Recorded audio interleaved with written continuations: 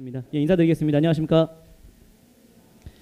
자, 예, 2016년 예, 지방직 9급 한국사 해설을 진행하겠습니다. 저는 한국고시학원에서 한국사를 가르치고 있는 박영규입니다. 다 아는데 근데 또 이 수업을 또 처음 듣는 분도 있겠고 또 촬영으로 또 공부하시는 분도 있기 때문에 잠깐 소개를 좀 드린 겁니다. 예, 먼저 총평부터 잠깐 말씀을 좀 드리면요. 많이들 쉬웠다라고 하지만 고난이도 문제 한 2개 정도가 있기 때문에 완벽하게 너무나 쉽다라고 말씀드릴 수는 없고 비교 대상이 있는데 비교 대상은 이번에 다뤄졌던 2016년 국가직 시험이 되겠고 그 다음에 작년에 봤던 2016년 지방직 시험이 되겠습니다. 2015년 지방직. 먼저 2016년 국가직보다는 훨씬 쉬웠고요. 압도적으로 쉬웠고요. 그렇죠. 그때는 뭐 거의 85점, 80점만 맞아도 합격선이 가능하다 얘기가 나왔을 때니까요. 예. 그리고 작년 지방직에 비해서는요. 제가 봤을 때는 비슷해요. 작년 지방직하고는요.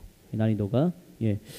그렇기 때문에 이 정도의 문제면은 뭐 다 맞거나 아니면 하나 정도, 2개까지 틀리면은 조금 다른 과목에서 받쳐줘야 되는 그런 시험이 되었습니다. 결국에는 최고 난이도 문제가 한 2개 정도, 최고 난이도는 아니지만 그나마 난이도 높은 문제가 한 2개 정도 되는데 그 문제를 다 맞거나 하나 틀리거나 이렇게 되셔야 된다는 얘기입니다. 자, 먼저 저의 총평과 학습 방향은요. 그 전체적인 문제 해설을 진행한 다음에 말씀을 좀 드리도록 하겠습니다. 자, 먼저 제가 난이도는 이제 그 사과 5개는 매우 어려운 문제를 체크해 놨고요. 어려운 문제는 4개, 보통은 3개, 쉬운 건 2개, 매우 쉬운 건 1개인데 대부분 1개예요. 예. 근데 이제 매우 어렵다라고 보는 문제는 저는 없었다라고 생각하는데 어려운 문제 딱 하나가 있다라고 좀 봅니다. 예, 그 정도 하고요. 자, 그러면 바로 1번부터 설명을 드리면서 전체적인 20문제까지 다 확인한 다음에 여러분들이 이제 계속 공부하는 과정에서 어디다 좀 주안점을 둬야 되는지에 대한 말씀을 좀 드릴까 합니다. 먼저 1번부터 갑니다. 자, 근데 먼저 너무 쉬운 문제는 자세히 푸는 것이 시간 낭비라 생각을 좀 합니다. 그래서 좀 간단히 다뤄지고 좀 의미 있는 문제들에 대해서만 좀 깊이 있게 좀 해보도록 하겠습니다. 1번은 이 톡이 팽이처럼 밑이 표죽하거나 둥글고 표면이 빗살. 예, 중학교 문제였죠. 예, 빗삼리 톡이 서울 암사동과 봉산 집탐리. 아, 우리는 뭐 서울 암사동과 봉산 집탐리의 유적지에서 발굴된 것까지 다 공부를 했었는데 뭐 그 정도의 수준의 문제는 아니었습니다. 자, 뭐 신석기로 가면서 정답 바로 1번 되겠습니다. 자, 2번과 3번은 뭐 4번도 다 포함해서요. 다 청동기 이후의 상황으로 볼 수 있겠죠. 예, 그 정도 하고요. 자, 이제 2번 갑니다. 이 문제는 뭐 사실 어려운 문제는 아니었는데 조금 새로운 형태의 문제였습니다. 자료가 뭐 지금 현재 촌주의답과 내실형응답 등등을 통해서 굉장히 익숙한 민정문서에 대한 사료인 것은 확인할 수 있죠. 과거에는 민정문서에 대한 내용을 물어봤는데 이건 그냥 민정문서가 작성된 시기를 물어봤습니다. 통일신라로 연결하면 되겠죠. 자, 1번부터 4번에서 지금 4번 선지 전식과 이건 고려니까요. 정답은 4번 가고 1번, 2번, 3번 다 통일신라에 대한 설명으로 연결할 수 있겠습니다. 크게 힘들지 않았던 문제로 보여지고 3번 갑니다. 이 문제도 고려시대 때에 금, 은, 구리, 쇠 이런 광산물을 채취하거나 종이, 차, 자 이런 것들을 생산해서 국가에 곡물로 바치고 있는 거죠. 그렇죠? 곡물로 바치고 있다. 자, 이거는 향부곡소 중에 소에 대한 내용이라 볼 수 있겠죠. 자, 여러분들 이거 그 관형수공업과 소수공업을 좀 구분하는 데 있어서 아주 기초적인 문제였죠. 관형수공업 같은 경우는 공장 안에 기재된 사람들이 부역동원되는 거라 보면 이거는 이제 곡물로서 납부하는 게 소라 볼 수 있겠죠. 자, 소면 정답은 1번 되겠습니다. 사회적 차별. 양인은 양인이에요. 근데 사회적 차별을 받았죠. 하층 양인으로 볼 수 있으니까요. 2번 문제 좀 재밌더라고요. 형벌로 귀양을 시키는 처벌. 이거 예전에 처음 나왔을 때는 좀 어려웠는데 뭐 지금은 이제 익숙한 주제가 되었죠. 고려 때의 귀족들이 귀향을 보내죠. 자, 3번은요. 예, 지방 호족 출신으로 지방 행정실무는 향리에 대한 설명이고 4번은 노비에 대한 설명입니다. 자, 4번 갑니다. 자, 이것도 근데 이거 약간 새로운 주제의 형태의 문제입니다. 내용은요. 뭐 곡물에 토지에 부과했던 것을 이제는요. 자, 그러니까 먼저 호에 부과했던 것을 토지에 부과하게 되면서 토지가 많은 사람들이 원망이 있다 뭐 그런 얘기잖아요. 예, 결국에는 이제 곡물의 부과 기준이 호에서 토지로 바뀌었다. 그래서 가호에서 토지 기준으로 바뀌었다. 이거 대동법 시행에 대한 얘기죠. 가오 기준이 토지 기준 1결당 12도인데 원래는 16도에서 12도로 정착되는 거 맞습니까? 대동법에 대한 얘기니까요. 정답 광해군 때 경기도에서 처음 실시된 것 답이 되겠습니다. 이번에 농민의 군포 부담 1년에 한 필 이건 균역법 영조 때가 되겠죠. 그 다음에 3번에 1결당 2도의 결작 이것도 자 잠깐만 2번에 균역법과 3번도 균역법 다 영조 때라 볼 수 있겠죠. 그렇죠? 4번은요. 1결당 미국 4두 이거는 이제 그 인조 때 실시했던 영정법에 대한 얘기입니다. 약간 뭐 1결당 몇 두 징수하는 것 이거 기본적인 문제죠. 예, 그래서 정답은 1번이 되는데 제가 이 문제가 왜 새로운 형태의 주제냐라고 얘기했냐면 대화문으로 제시한 문제가 거의 예, 이렇게 공무원 문제 많이 없었거든요. 근데 이제 대화문 문제도 좀 나올 수 있다라는 얘기입니다. 저는 개인적으로 좀 반가웠어요. 예. 왜냐하면 저도 문제를 좀 출제를 하잖아요. 근데 그때 그냥 일반적인 설명만 할 것인가 아니면 대화문으로 좀 제시할 것인가. 근데 지금까지는 대화문 문제가 별로 없었거든요. 근데 이제는 대화문으로도 좀 제시할 수 있겠구나 이런 생각이 들었어요. 저 혼자 웃고 있네요. 자, 근데 어쨌든 이런 가상의 대화도 문제가 될 수 있다 뭐 이런 얘기인데 뭐 여러분한테는 별로 중요한 얘기가 아닙니다. 자, 5번 갑니다. 이것도 현대사 묻는 문제가 여러분들 또 현 시대가 시대인 만큼 현대사의 정치적인 내용은 출제가 되지 않았고요. 그냥 경제사적인 내용만 좀 출제가 되었네요. 자, 이 정부 농지를 매수한다는 말만 갖고 예, 정답 맞춰낼 수 있겠죠. 매수. 자, 정부가 농지를 사들이는 거 아닙니까? 그러면 이거는 유상매수, 유상분배 방식, 남한의 농지개혁, 대한민국 정부 수립된 이후라고 볼 수 있겠죠. 자, 남한의 농지개혁, 여기에는 자용농이 육성되었고 소작농은 많이 줄어들게 됩니다. 그 이유는 혹시 경자유전이라는 말 기억나시죠? 예, 그것이 적용됐기 때문에 자작지가 늘어났다, 자용농이 늘어났다. 정답은 3번입니다. 1번에 협동조합이 모든 농지를 소유하게 되었다. 놔두세요. 이번에 많은 일반 민유지가 총독부소 이거는 이제 일제강점기 토지조사사업대가 되겠죠. 1910년대. 4번에 지주 소유의 토지를 몰수. 여러분들 몰수 무상 이런 얘기 나면 북한으로 가야겠죠. 이건 다 공부하셨을 겁니다. 근데 잠깐 1번 협동농장 배운 적 있어요? 전 가르친 적도 없고요. 뭐 이런 건 답이 될 수 없습니다. 북한사예요. 북한사. 1950년대 후반에 북한은 자 사유재산을 이제 없애고 협동농장화, 협동농장에서 토지를 경영하는 형태로 다 바꾸거든요. 북한 얘기입니다. 북한 얘기. 근데 이런 것들은 정답이 될 가능성이 높지 않아요. 알겠죠? 예, 그래서 정답은 3번으로 갈 수. 그러니까 모른다 하더라도 이런 걸로 답으로 가면 안 됩니다. 정확하게 답이 될 게 하나 나와 있잖아요. 답은 3번. 6번 갑니다. 시기 순서 파악하는 건데 고대사네요. 자, 삼국의 항쟁을 비롯해서 살수대첩까지 언급이 되고 있습니다. 보시면 디귿은 율령반포 백관의 공복제정 신라의 6세기 법흥왕 되겠죠. 그 다음에 니은의 사비천도 법흥왕 다음에 신라는 진흥왕이고 그때의 백제는 성왕 되는 거잖아요. 법흥왕 다음에 성왕이니까 디니 이렇게 되겠습니다. 자, 그 다음에 이거 우리 수업 때 많이 강조하지 않았습니까? 자, 잠깐 접어보도록 합시다. 성왕이 사비천도한 게 먼저입니까? 신라가 한강 차지한 게 먼저입니까? 성왕이 사비천도 한 다음에 같이 한강을 차지한 다음에 신라가 배신하는 거잖아요. 그리고 이제 대가여 정복하는 거 맞죠? 이거 순서 이거 중요하다고 말씀드렸지 않았습니까? 그런 형태의 문제입니다. 암기해서 푸는 거 아니죠, 이런 건. 그렇죠? 그래서 니은 다음에 리을 되겠습니다. 자, 그 다음에 살수대첩은 7세기로 가야겠죠. 7세기 초반이니까 맨 뒤 디니 리기 답은 3번 갈 수 있겠습니다. 이건 제가 난이도 한 그 사과를 2개를 표시한 이유는 뭐냐면 이 지금 현재 성왕과 진흥왕을 암기해서 풀면 틀리는 거예요. 그렇죠? 성왕의 업적, 진흥의 업적을 암기해서 풀면 이런 건 헷갈려요. 그러니까 이건 논리, 인과관계, 전후관계를 생각하고 풀어야 되기 때문에 제가 난이도 한 2개 정도로 체크한 겁니다. 근데 뭐 크게 어렵진 않았을 겁니다. 자, 7번 갑니다. 이 문제 좀 좋아요. 좀 난이도 그 사과 하나를 표시하긴 했는데 왜냐하면 이 문제는 솔직히 좋은 문제예요. 근데 너무나 쉬웠습니다. 주전도감에서 왕에게 아뢰기를 이런 여러 가지 은병 나오고 막 그렇습니다. 우리가 수업 때 이렇게 했었죠. 대외 침략하는 과정에서 항상 화폐를 만든다. 거란이 처음 쳐들어왔을 때 성종 때 건운종보 만들었고 여진이 쳐들어왔을 때 숙종 때 사만통보, 해동통보, 활구 이런 거 만들잖아요. 그렇죠? 여기서의 이 밑줄 친 왕은 숙종이 되는 건데 근데 그건 모른다 하더라도 은병, 활구 이런 거 나오잖아요. 표현이. 고려 중기라고 볼 수 있겠죠? 그러면 고려 중기 때에는 일반적으로 이때 별무반의 당시 활약이 나타나게 되는 거죠. 고려 중기 때 여진이 쳐들어오잖아요. 그렇죠? 12세기 때. 자, 그러니까 정답은 2번 되겠습니다. 근데 여러분들 1번의 12목과 목사 이거는요 성종이죠. 그 다음에 3번의 사신관과 기인은 태조 왕건이죠. 4번의 과거제도 이거는 광종이죠. 그렇죠? 그러니까 1, 3, 4가 너무 생뚱맞아요. 시기가. 그렇죠? 예, 그래서 답은 2번밖에 될 수 없기 때문에 만약에 여기에 문제가 숙종과 예종과 인종과 문종과 이런 걸 구별하는 문제가 나온다면 정말 어려운 문제가 됩니다. 근데 이거는요 그냥 전기거와 중기거를 그냥 구별하는 문제였기 때문에 솔직히 그렇게 어려운 문제는 아니었던 거예요. 예, 그래서 정답은 2번. 하지만 지금 제가 말씀드린 형태로 고려 중기에 대한 왕조사를 좀 자세히 물어볼 수도 있는 겁니다. 그렇죠? 그래서 왕 중심의 역사에 대한 학습은 꼭 필요하다는 것 확인 좀 하시면 좋겠습니다. 자, 이제 8번 문제입니다.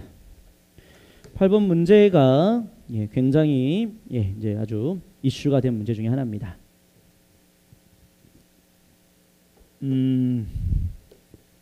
저희 학생들은 아닐 텐데 어떠한 통계를 봤는데요. 이 뭐 전체적인 정답률 통계를 좀 봤는데요. 8번 문제의 정답률이 40%가 안 되더라고요. 이게 자, 이 문제가 40%밖에 안 되는 문제 이유는 뭐냐면요. 공무원 공부하시는 분들이 아직까지도 암기식의 학습 때문에 결국에는 출제자의 함정에 빠지고 있다라는 겁니다. 그렇죠? 이거는 함정을 만든 거예요. 작정하고 함정을 만든 겁니다. 지금 현재 1심이라는 한자나 읽을 줄 아는데 라고 해서 바로 그냥 원효로 가면 틀린 문제죠. 그냥 한자를 아예 모르는 게 나을 것 같아요. 1심이라는 한자를. 예. 자, 여기서는 핵심이 바로 깨닫고, 그러니까 먼저 깨치고 나서 수행한다는 얘기인 거잖아요. 깨치고 나서 수행한다. 이게 바로 진울의 핵심 사상이죠. 도노한 다음에 점수해야 된다. 깨닫고 수행해야 된다. 그렇죠? 자, 우리 형님 한번 좀 대답 좀 해주실래요? 국가직 파이널 할 때 사료가 개념이다 수업할 때 이거 1심 이거 함정이다 이 얘기를 제가 했어요 안 했어요? 했습니까? 아 고마워요 형님 감사합니다. 예, 1심은 함정이다. 1심 이 함정 이거 갖고 문제 풀면 절대 답으로 갈 수 없다 이 얘기를 했던 걸 기억해 주셔서 감사합니다. 예, 아무튼 그래서 맞추셨죠? 아 교육행정직 예 그래요. 자 이게 바로 저희가 지금 짜지 않았다는 것을 보여주는 교육행정직 시험을 보신 분이군요. 아무튼 9급 시험에 이런 게 좀 나왔다는 거 확인하시면 될 것 같습니다. 1심 하나 단어 갖고 푸는 거 아니죠. 그렇게 가면 안 됩니다. 그렇죠? 깨닫고 수행한다. 도노하고 점수한다. 그렇죠? 예, 그래서 이거는 진울의 핵심 사상이었습니다. 자, 정답은 3번입니다. 근데 되게 말 멋있지 않아요? 저 이거 쭉 문장 읽으면서 너무 멋있었어. 깨치고 나서 후에 수행한다는 뜻은 못의 얼음이 전부 물인 줄 알지만 그것이 태양의 열 때문에 녹게 된다. 그래서 법무가 꼭 부처의 힘을 깨달았으나 불법의 힘으로 부처의 길을 닫게 되는 거다라는 걸 알아야 한다는 거죠. 그렇죠? 예. 그래서 이제 말이 너무 멋있어요. 그냥 한번 깨닫는 걸로 끝날 게 아니라 그것이 어떤 의미인지를 알아야 되고 그걸 또 계속해서 실행의 능력 닿게 돼야 되는 더욱더 부처의 길을 걸어야 된다라는 그런 실행 능력까지 소개하고 있다. 뭐 이런 느낌을 좀 받았습니다. 자, 그래도 진울의 사상이니까 진울은 이제 신안결사운동 수선사결사 정답은 3번 되겠습니다. 1번에 국청사 김은국이 되겠죠. 그래서 흥왕사와 국청사 이거는 다 의천 되겠습니다. 의천. 이번에 부석사 이건 의상이죠. 화엄사상. 자, 그 다음에 이제 4번은요 신문화정론 이거는 이제 이거 제가 4번 선지 이거 오답 확인해 이거 잘못 썼다. 이거 통일신라에 활동한 의상이 아니죠. 누굽니까? 원효죠. 원효. 그쵸? 제가 오타 쳤어요. 그러니까 2번 선지를 컨트롤 C 컨트롤 V를 한 거예요. 예, 근데 이제 의상을 원효로 바꿔주셔야겠습니다. 이건 뭐 제 실수예요 실수.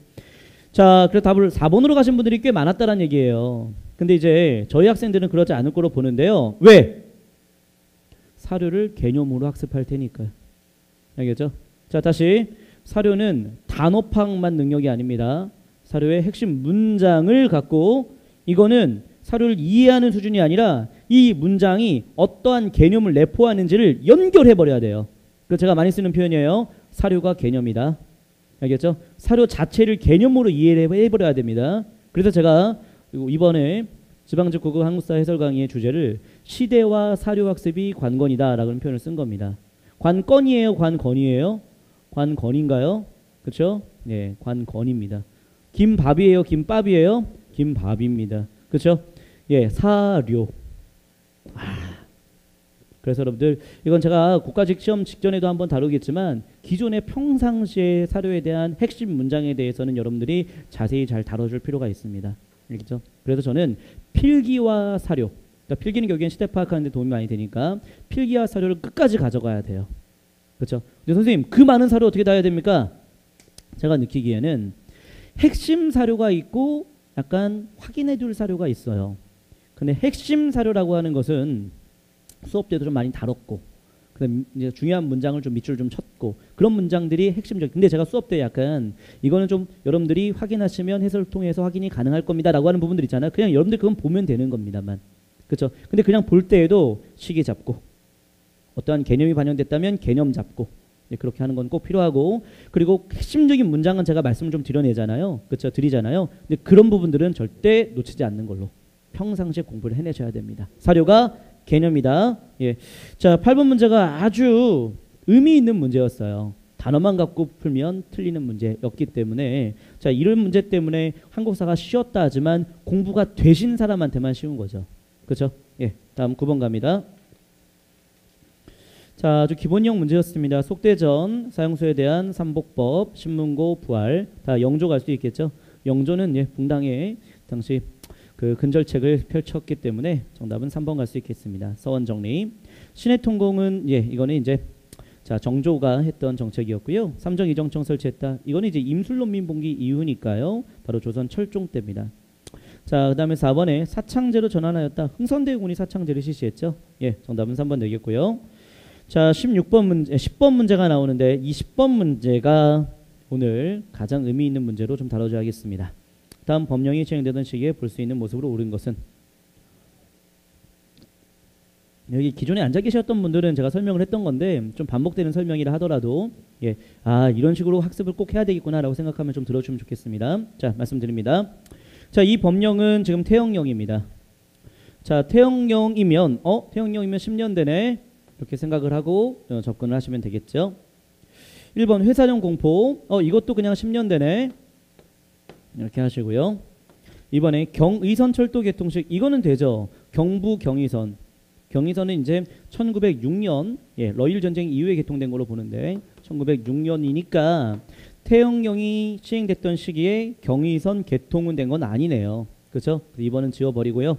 3번 갑니다. 동양초지 주식회사가 설립되는 과정이니까 예, 여러분들 동척 설립은 우리가 수업 때도 많이 연도 체크했었습니다. 1908년이었죠. 그러면 1908년이니까 1910년대에서는 볼 수 없는 거죠. 설립되는 것은요. 자, 만약에 1910년대에 동양초지 주식회사가 있다라고 하면 맞는 얘기지만 이게 지금 설립 시기잖아요. 그렇죠? 그러니까 아주 시기에 대해서 정확하게 좀 언급하고 있습니다. 자, 4번 선지는요. 대한광복군 정부입니다. 대한광복군 정부는 제가 연도를 좀 많이 언급했습니다. 연해주에서 만들었던 최초의 공화정 정부로 보는데 이상설이 대통령이었죠. 1914년으로 꼭 체크 좀 해달라고 했습니다. 자, 그러면요. 정답은 1번 아니면 4번이 되겠네요. 그렇죠? 예. 자, 해봅시다. 태형령이 정확히 연도인지 언젠지 모른다 하고 회사령도 정확히 연도가 언젠지 모른다고 하고 정답을 풀어내셔야겠습니다. 해볼게요. 그냥 10년대예요. 이게 자, 태형령이 10년이 될 수 있고 11년이 될 수 있고 12년이 될 수도 있고, 그 다음에 자, 이 회사령이 10년이 될 수 있고 11년이 될 수 있고 12년이 될 수도 있고 이런 거 아닙니까? 자, 이거는 연도가 언제인지 정확히 모르지만 이때일 수도 있고 이때일 수도 있고 이때일 수도 있는 거잖아요. 근데 우리가 이 연도에 대해서는 확실히 알고 있는 거잖아요. 이 연도는 이때일 수도 있고 이때일 수가 아니라 이 연도에서는 우리가 정확하게 짚었던 연도인 거잖아요. 자, 태형령이 10년대 중반 후반 그때 만들어진 건 아니잖아요. 그렇죠? 일본이 식민 지배하자마자 실시된 거라고 한다면 1914년대에는 태형령은 당연히 볼 수 있는 거죠. 그렇죠? 그러니까 이거는 생각할 게 아니라 정확하게 답이 나올 수밖에 없는 정답으로 고르는 과정. 이걸 저는 문제 해결력이라고 보는데요. 예. 그 정확하게 경우의 수가 없고 답이 될 수밖에 없는 그 정답을 고르는 능력. 이걸 시험장에서 발휘해야 되는데 시험장에서 발휘하기가 참 어려워요. 왜냐하면 시험장에서는 그냥 빨리 풀어야겠다는 생각 때문에 약간 감정적으로 감각적으로 이렇게 푸는 경향이 나타납니다. 그때일수록 이성을 놓치지 말아야 됩니다. 잃지 말아야 돼요. 이성을 잃지 않고 풀면 정답이 보입니다. 근데 10년 되니까 그냥 10년 돼 정답 1번이네. 이렇게 해버리면 이제 집단적인 함정에 빠져버리는 거죠. 그렇죠? 자, 이게 최고의 논란이 됐던 가장 정답률이 낮았던 문제였습니다. 그래서 저도 난이도를 한 4개 정도로 체크를 했는데요. 자, 이런 문제를 풀어내려면 먼저 결론부터 말씀드리면 태영령은 1912년이었고 그 다음에 이제 회사령은 1910년이었습니다. 자, 근데 태영령이 1912년이라는 것은요, 솔직히 얘기하면 제 책에도 다 들어가 있고요. 그 다음에 제가 근현대사 연표를 또 국가직 지방직 대비하시는 분들에다 드렸는데 거기도 다 이렇게 있어요. 제 관련 자료 보시면 1912년에 태영령과 경찰법 처벌규칙과 토지조사 사업의 시작 다 나와 있잖아요. 그리고 1914년에 대한강북군 정부도 다 언급이 되어 있고요. 그런데 이 연도 체크해서 알아두면 참 좋습니다만 이거 모른다 하더라도 정답은 가야 한다는 얘기죠. 그렇죠? 왜? 모든 연도를 다 암기할 수는 없는 거니까. 알겠죠? 그러면 여러분들은 공부 어떻게 하셔야 될까요? 연도 하나도 암기 안 하고 이런 식으로만 문제 풀면 될 것 같다? 전 그건 아닌 것 같아요. 문제 해결력을 높이는 과정은요, 문제풀이 할 때 하시는 겁니다. 그럼 그 전에는, 문제풀이 하기 전에는 최대한 여러분들이 알고 있는 내용을 바탕으로 문제를 풀어낼 수 있도록 기준을 많이 잡아놔야 돼요. 그건 별로 결국에는 연도 파악입니다. 알겠죠? 그러니까 조금 지엽적인 연도다라고 하더라도 근현대사는 1년 단위의 연도 학습이 필요하다는 말씀을 제가 많이 드렸고요. 결국엔 그런 형태의 문제가 나온 겁니다. 예. 그래서 근현대사 연도가 필요하지 않다는 게 아닙니다. 필요해요. 근데 문제 풀 때에 적용하면 좋긴 한데 만약에 적용하지 못했을 때는 그때 활용할 수 있는 방법을 생각해야 된다. 1번은 경우의 수가 있는 거고 4번은 결국엔 경우의 수가 없이 1914년으로 떨어지는 거고 그러니까 결국에는 정답이 4번이 될 수밖에 없는 것으로 생각을 하고 문제를 풀어야 한다. 예, 그 말씀 좀 드렸습니다. 자, 시기파악 능력 문제인데요. 새로운 거 아니었습니다. 이거. 예, 그래서 이런 거는요, 솔직히 얘기하면 연도 파악은 여러분들이 하셔야 되는 거고, 또 저도 많이 이렇게 좀 확인시켜 드리겠지만, 여러분들도 많이 하셔야 되는 거고, 문제 해결력을 높이는 거는요, 문제를 많이 풀어봐야 돼요. 확실히 모르는 것과 확실한 것을 구별하는 것, 경우의 수가 있는 것과 확실한 것을 구분하는 것, 이 훈련을 많이 해야 됩니다. 그렇죠? 자, 우리 저희 뒤에 형님, 예, 반갑습니다. 안경 낀 형님. 형님 안녕하세요. 예, 우리 형님 안녕하십니까? 잠깐만요. 저 좀 봐주실래요? 예, 우리 이런 거 수업 때 좀 많이 했어요, 안 했어요? 안 했다고 하면 안 되는데. 이런 거 좀 많이 하지 않았습니까? 모르는 게 하나가 있고 확실한 게 하나가 있고 그래서 확실한 거를 정답으로 가는 과정 조금 많이 훈련하지 않았습니까? 이거 정말 지겹게 훈련했었어요. 근데 결국에는 이번에 이렇게 딱 나와버렸는데 그게 적용됐었는지 안 되는지는 잘 모르겠습니다만 결국에는 여러분들 확실한 것 그걸 정답으로 가는 과정 그게 꼭 필요하다 그 말씀 드릴 수 있겠습니다. 이거 맞춰내면 만점이 되는 거거든요. 그렇죠? 예, 그래서 얘기가 조금 길었습니다. 자, 그래서요 연표 체크를 꼭 하셔야 돼요. 근현대사는 1년 단위로. 알겠죠? 근현대사는 연표 체크를 꼭 하셔야 됩니다. 연도 체크를 꼭 해내셔야 됩니다. 예, 그렇게 생각하시고 자 이제 11번 가보도록 하겠습니다. 자 11번은요 다음 자료에 나타난 시기에 대한 설명으로 옳은 것을 골라가는 겁니다. 자 이건 아주 기본적인 문제죠. 원종과 애노에 난 제시하고 신라 말의 모습입니다. 자 정답은 1번 되겠습니다. 2번 권문세족 비판. 예, 이거는 신진사대부가 대두된 건 이제 고려 말로 가고요. 삼정이 물론 이거 조선 후기로 갈 수 있겠고 진대법은 이제 고구려 2세기 때의 고국 천황에 대한 얘기니까 시기적으로 너무나 거리가 멀죠. 정답은 1번 되겠습니다. 예, 너무 기본형 문제였죠. 12번도 너무 기본형 문제입니다. 이모라는 걸로 끝나죠 그냥. 자 이모군란 되겠죠. 자 그럼 내용 보시면 뭐 99군데가 월급을 못 받았다는 내용들 확인할 수 있겠습니다. 뭐 이태원 왕십리에 있는 하급 예, 이런 농민들, 하층민 농민들도 이 이모군란에 참여하기로 했거든요. 그러니까 정답은 3번 되겠습니다. 자, 1번은요. 예, 정미의병, 2번은 동학, 그다음에 4번은요. 일반적인 의병에 대한 설명입니다. 자, 그다음에요. 13번 갑니다. 다음 내용이 포함된 개혁에 대한 설명으로 옳지 않은 것은 자, 이 개혁은 여러분들 개혁 안에 대한 내용을 갖고 이게 뭔지를 알아두는 건데 솔직히 뭐 그렇게 어렵진 않았죠. 인신매매 금지한다. 공사노비제 폐지한다. 연자법 폐지한다. 자, 그 밖에 과부의 제가 허용한다. 그 1차 가보개혁이죠. 봉건적인 악습을 타파했던 1차 가보개혁에 대한 내용이었습니다. 자, 1번과 3번과 4번. 예, 1번에 개국기원 썼으니까 중국 연호 없앤 거 맞고요. 궁극기문처 주도했고 동학의 주장이었던 신분제 폐지와 과부의 제거 허용은 수용됐잖아요. 이번에 독립협회 활동에 영향을 받았다. 뭐 이 정도의 문제는 기본형 문제죠. 가보개혁이 먼저입니까? 독립협회가 먼저입니까? 가보개혁 다음에 독립협회잖아요. 그러니까 독립협회 영향을 받았다는 말은 말이 안 되죠. 정답은 2번. 14번 아주 기본형 문제였습니다. 송산이 고분군 배수로 공사 벽돌무덤. 자, 그 다음에 이제 무덤의 주인공이 누군지 알려주는 지석이 있다는 거네요. 중국 남조와 외에서 만들어진 유물도 있고. 자, 무령왕릉 되겠죠? 그렇죠? 단서가 많이 제시되었습니다. 자, 무령왕. 자, 22담로 설치. 정답은 4번 되겠습니다. 1번은요. 자, 22개의 실무관청 성왕이 되겠고요.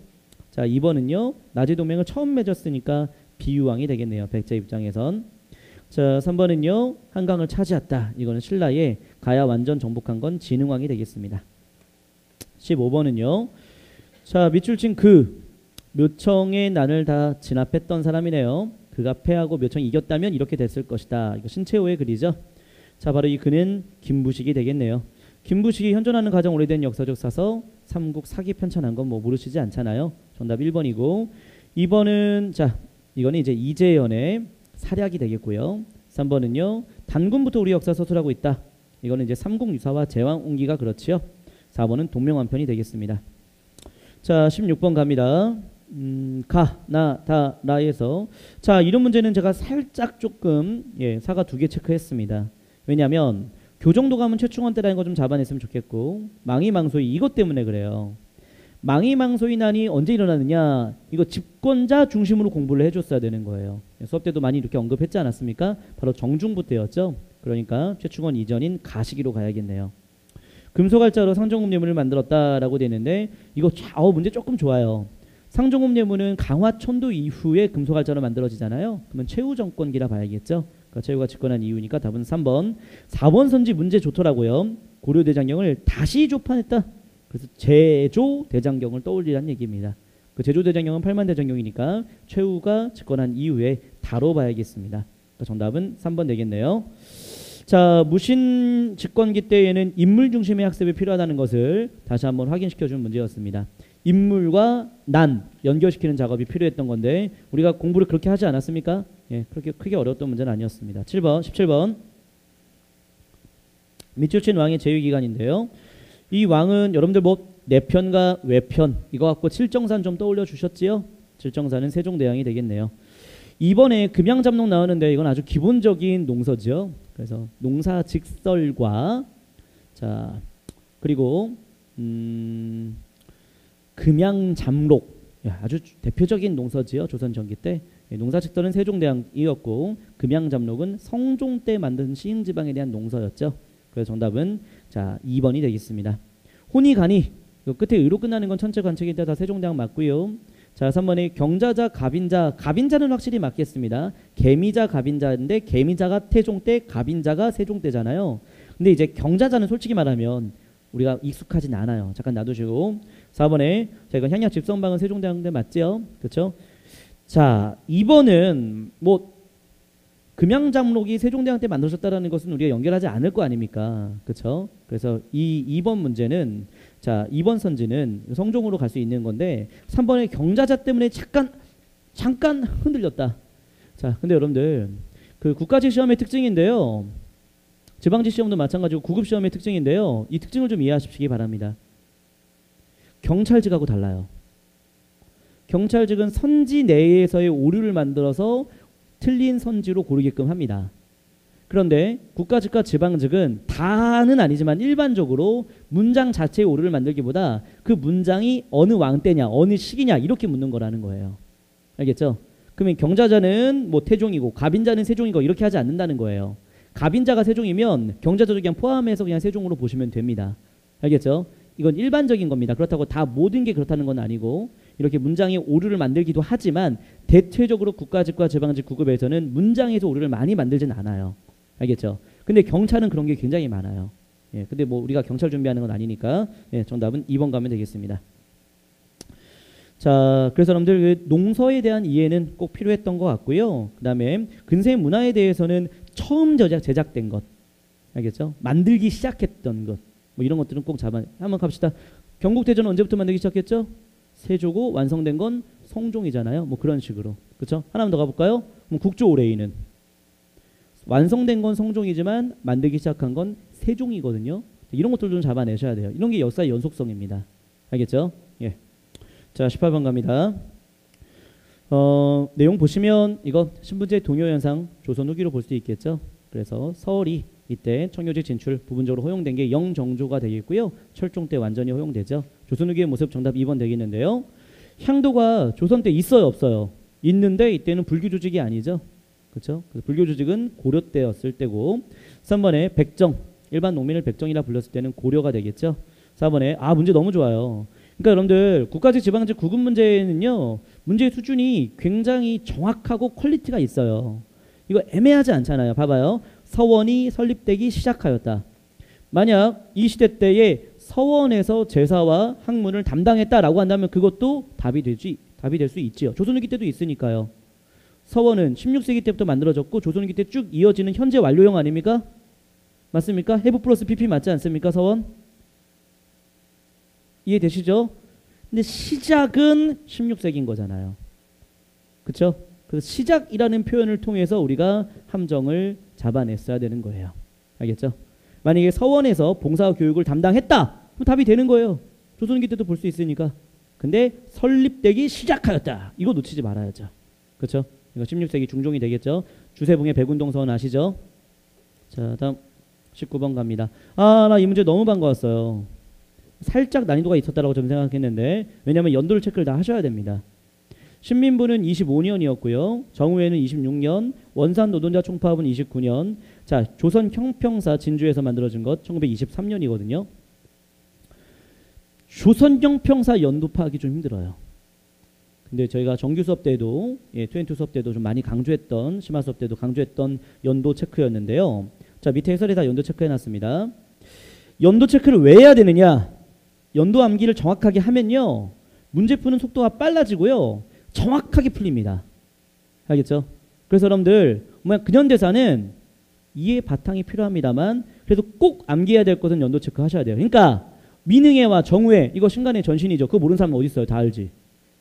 근데 그 연도까지 아셔야 한다는 얘기입니다. 알겠죠? 예, 그래서 우리가 민흥회 정우회 1926년이라는 거 어떤 학생이 암기법 만들어줬어요. 민정아 60만세운동 가자 이렇게 암기법 알려줬어요. 그래서 저는 괜찮다 이렇게 얘기했는데 민흥회 정우회 60만세운동 각야날 선포 다 1926년으로 떨어지거든요. 예전에 제가 만들었던 암기법은 뭐였냐면 아리랑 1926년 각야날 선포 민흥회 정우회까지 기억해 주세요. 이거 누가 기억해요? 그렇죠. 근데 이거 괜찮잖아요. 민정아 60만세운동 가자 1926년 이렇게 이제 암기법 만드는 학생이 있었는데 그래서 그냥 민흥회 정우회는 26년으로 잡아내는 건데 진주의 조선형평사 이거 20년대 초반으로 가시면 되는데 이거 조금 연도 중요하겠다 싶어가지고 제가 1월 달에 다뤘던 심화 22 모의고사에서 아예 그냥 진주 조선형평사의 사료를 제시해버리고 이 해에 볼 수 있는 거를 물어봐 버렸어요. 굉장히 까다로운 문제였죠. 그래서 1번부터 4번 보면요. 회사령 폐지 이건 20년이고요. 관동대학살이 23년, 육군 주만 참의부 23년, 쌍하이 국민대표 23년. 굉장히 난이도 있는 문제예요. 이거 정답률 저희 학생들 50% 미만의 문제입니다. 근데 이런 걸 훈련하면 19번 문제 같은 게 굉장히 편해지는 거죠. 그렇죠? 그래서 순서 파악하면 리, 기, 니, 디. 그래서 정답은 3번 되겠습니다. 자, 근현대사는 연도 체크다. 알겠죠? 근현대사는 연도를 떠나서는 안 됩니다. 항상 연도를 염두에 두고 시기를 염두에 두고 공부하시는 게 필요하다. 자, 20번 갑니다. 내용 중 보면 1년상으로 낮추어 입자고 청했는데 그거 잘못된 일이라고 얘기하고 있잖아요. 예손 논쟁 때 1년상을 주장했던 게 서인이었잖아요. 그렇죠? 이건 효종이 죽었을 때니까요. 효종이 죽었을 때 1년상 얘기했던 건 서인이었고 그걸 바로잡자 얘기하는 거니까 이거는 남인의 주장이라 볼 수 있겠죠. 남인은 기상국 계기로 해서 다시 재집권한 건 맞습니까? 정답은 2번입니다. 1번은 북인 되겠고요. 3번은요. 경신한국 계기로 서인이 권력을 다시 잡았고요. 4번은 소론 계열입니다. 자, 이거는 붕당과 정치적 사건 연결시키는 작업 크게 힘든 문제는 아니었다 봅니다. 자, 그러면 첫 번째 장 펴서요. 제가 분석한 것 정리 좀 드리고요. 자, 여러분들이 아마 여기 앉는 분들은 지금까지 공부하셔서 자, 본인이 수업 들었던 것, 시험 본 것 확인하러 오신 분들도 있겠지만 앞으로 시험 볼 분들이 더 많이 있는 걸로 알아요. 그래서 더 중요한 건 문제를 풀어내는 것도 중요하지만 이 문제를 통해서 어떻게 학습을 해야 되는지에 대한 방향입니다. 방향. 그래서 저는 속도보다 방향이다 이 말 많이 씁니다. 단기간에 합격하는 거 좋아요. 근데 그 과정에서 문제 풀어내는데 꼭 필요한 것들을 놓치면 안 된다는 겁니다. 알겠죠? 그래서 장기간에 공부하는 그 시간을 갖자라는 게 아니라 중요한 것, 꼭 필요한 것, 꼭 해야 될 것들을 반드시 잡아가면서 공부해달라는 얘기입니다. 자, 그래서 이런 분석이 필요하다고 보는데 한번 봅시다. 상고사, 고대사, 중세사 쭉 보면요. 근세가 조금 적긴 했지만 대체적으로 다 골고루 출제가 되고 있습니다. 근현대사의 비중이 좀 적었습니다만 절대 그렇지 않아요. 왜? 태용령 문제가 근현대사에서 나온 거잖아요. 그러니까 문제의 숫자는 큰 의미 없다. 알겠죠? 전반적으로 다 골고루 출제된다라고 생각을 하셔야 되고 단원별 문항 분석도 큰 의미 없다. 예전엔 문화사가 좀 많이 나오는데 이번엔 그 정도는 아니었고요. 자, 유형별 문항 분석 이건 의미 있어요. 이건 의미 있어요. 왜? 질문 답변형. 그러니까 다시 말해서 문제 하나 있고 선지 4개 있는 그런 문제 하나도 없죠. 예전에는 공무원 문제 그런 문제가 있었는데 이제 그게 하나도 없어졌습니다. 점차 그렇게 바뀌는 과도기적인 성격이 있었는데 이젠 그런 문제가 없어졌어요. 자, 그럼 어떻게 공부하셔야 됩니까? 자료학습, 사료학습. 사료를 떠나서는 공부하면 안 됩니다. 알겠죠? 그러니까 반드시 여러분이 갖고 있는 이론서에 있는 사료를 유념해서 공부하셔야 됩니다. 예, 그 필요하고요. 성격별 문항 분석 말씀드릴게요. 이거는 시기를 알아야지만 푸는 문제가 13문제나 나왔다는 것. 여기서 말하는 시기는 전후관계, 연도파악, 동시대파악 다 포함하는 얘기입니다. 그 다음에 개념에 대한 정확한 이해에 필요한 문제가 7문제 나왔습니다. 밑에 봐볼게요. 자, 결국엔 기본 교육과정을 넘는 문제는 한 문제도 없었다라고 보는데 가장 어려웠던 태형령 문제, 대한관북 정부 시기 파악하는 문제였죠. 이건 연도를 모조리 다 암기하기 어렵습니다. 그래서 시대의 연속성을 생각하면서 푸는 방법이 필요했습니다. 다시 말해 그냥 일반적인 10년대일 때에 1914년인 대한관북 정부 연도를 확인하고 정확한 답을 골라야 된다는 얘기입니다. 자, 저는요 이런 형태의 문제가 고난이도 문제로 출제될 걸로 조금 생각을 많이 했습니다. 예, 뭐 미리 예측했다는 얘기가 아니라 학생들이 좀 힘들어하겠다라고 생각을 해서 역사의 연속성 언제부터 시작됐고 언제까지 갔는지 이거 2회에 걸쳐까지 그 공개 특강으로 진행을 좀 했었습니다. 근데 이건 앞으로도 계속 해야 될 것 같다 싶어요. 역사의 연속성 문제는요. 자, 두 번째로 어떤 8번 문제는 진후에 관련된 사료인데 1심 하나만 보고 원효를 답으로 갔다면 오답이 되는 거죠. 그래서 사료 분석은 꼭 필요합니다. 자, 이번 지방직 시험은 지역적인 내용이 많지 않았습니다. 체감 난이도는 많이 낮아질 것으로 봅니다. 자, 그래서 기본교육과정을 넘는 문제는 한 문제도 없었기 때문에 세부적인 암기가 완벽하지 않아도 고득점이 가능한 시험이었습니다. 하지만 중요 사료에 대한 정확한 학습, 시대 파악 능력 이게 있어야 만점이 가능하다는 얘기입니다. 단원별 내기 확인하시면 되겠고요. 그다음 유형별 내기, 자료 제시형 문제 많았다는 얘기, 시기 파악 능력이 많이 필요하다는 얘기 말씀드릴 수 있겠습니다. 자, 결론 좀 내릴게요. 이번 시험은 이런 결론이 좀 나옵니다. 국가직 시험과 지방직 시험은 난이도가 이제는 차이가 점점 나고 있구나. 그래서 국가직 대비하시는 분들은요, 제가 드리는 말씀인데 7급 수준의 학습을 하셔야 됩니다. 7급 기출도 좀 다뤄볼 필요가 있겠고요. 그리고 기본 개념에서 심화된 알파가 필요해요. 다시 말해 기본보다 좀 더 깊이 있게 학습을 해야 돼요. 국가직 대비하시는 분은. 그러면 지방직 대비는 어떻게 하셔야 되냐? 기본적인 내용을 정확하게 학습하셔야 돼요.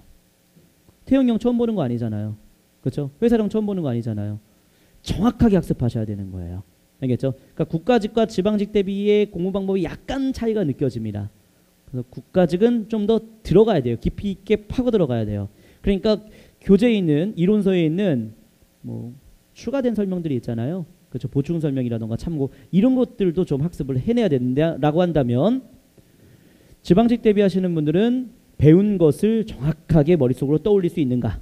그리고 문제에 의해서 시대 파악 능력을 원하는 문제 해결력이 필요한 문제에 많이 훈련했느냐? 이게 관건이 아닌가 싶습니다.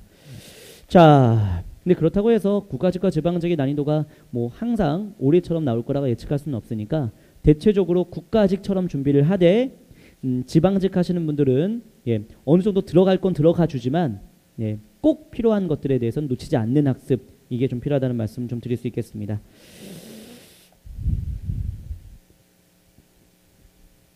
사림이 먼저입니까? 산림이 먼저입니까?